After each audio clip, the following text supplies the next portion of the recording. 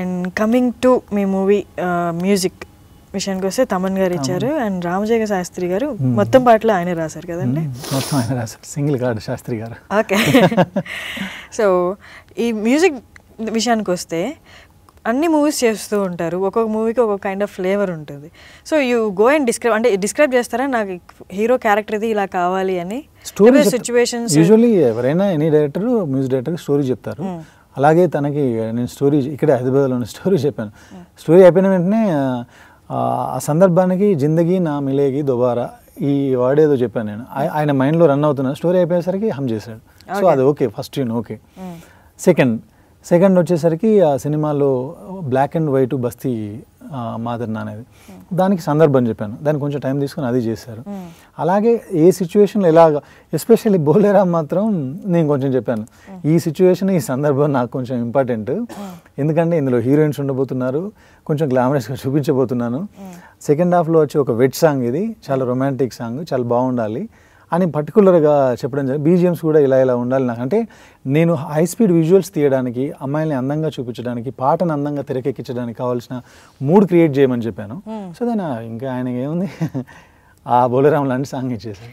Bolarum song మాత్రం అంటే ఇప్పుడు దాకా చూసాము, చాలా బాగుంది విజువల్. అదే ఇప్పుడు దాకా చూసాం అన్ని ఆ కైండ్ ఆఫ్ సాంగ్స్ చూసాం, కొంచెం గ్యాప్ వచ్చినట్టుంది ఆ కైండ్ ఆఫ్ సాంగ్స్ చూసి అన్నట్టు. ఈ సాంగ్ చాలా బాగుంటుంది, నమ్మండి. ఓకే. ఈ సాంగ్ నాకు మళ్ళీ ఒక స్టోరీ కథ రాసినట్టే. ఇది డే 1 నుంచి నాకు ఆ సాంగ్ షూటింగ్ అంటే భయం వేసేది. జనరల్గా ఏంటంటే ఎక్సైట్మెంట్ ఉంటుంది, నాకు భయం అనమాట, ఈ సాంగ్ ఇప్పుడే చేయాలా. అందుకని లాస్ట్ ఆ సాంగే చేసింది మేము షూటింగ్. సినిమా షూటింగ్లో లాస్ట్ సాంగ్ అది, షూటింగ్లోనే లాస్ట్ అది.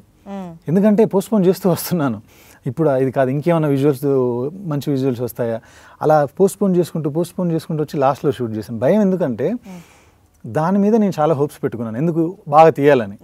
ఆ తీయాలనుకున్న విజువల్స్ చేయాలంటే నా దగ్గర ఎక్కడో ఏదో ఇన్ఫర్మేషన్ కావాలి, సెట్ బాగుండాలంటే మా దగ్గర అన్ని డబ్బులు లేవు. బ్రహ్మగారితో కూర్చొని నాకు కావాల్సిన అన్ని చూపించి ఎక్స్ప్లెయిన్ చేశాను. ఆయన దాన్ని క్రియేటివ్గా ఎంత తక్కువలో చేయగలగాలో అంత తక్కువలో చేయాలి.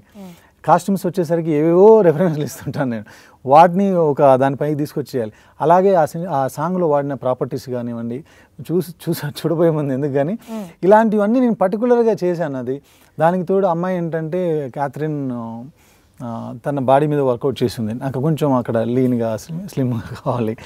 సో తను ఎక్స్ట్రాడినరీగా వర్కౌట్ చేసింది. ఆ అమ్మాయికి నేను చెప్తూనే వస్తున్నాను, ఈ సాంగ్ ఇలా ఉంటుంది అలా ఉంటుంది అంటే అమ్మాయి మెంటల్గా ప్రిపేర్ అయి ఉంది. సాంగ్ ట్యూన్ రెడీ అయిపోయిన తర్వాత, కాస్ట్యూమ్స్ అన్ని రెడీ చేసిన తర్వాత ఆఫీస్కి వచ్చి నాతో పాటు ఒక 2-3 అవర్స్ కూర్చొని ఏ కాస్ట్యూమ్ వేస్తున్నాము, ఎలా చేయబోతున్నాం అన్ని అమ్మాయికి విజువల్స్తో సహా నేను అన్ని ముందు ఎలా ఉండబోతుందో విజువల్సే చూపించాను ఏకంగా, అది వర్కౌట్ చేసి.